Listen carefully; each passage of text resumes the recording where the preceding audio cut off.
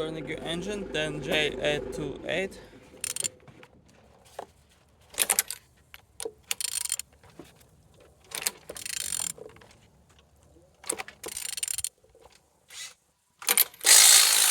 Turning good.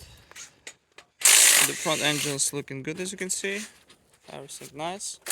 Compressor look nice. Altimeter on good conditions, as you can see. And on this side, everything nice. Engine's looking good. Starter, no broken.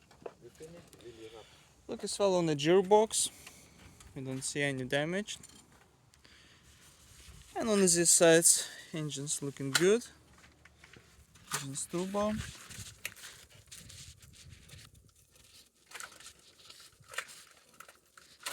Turbo turn. And on the top, plastic cover looks good. Everything nice. And on the bottom, no cracks, no leaks. And turning your engine, 10J828.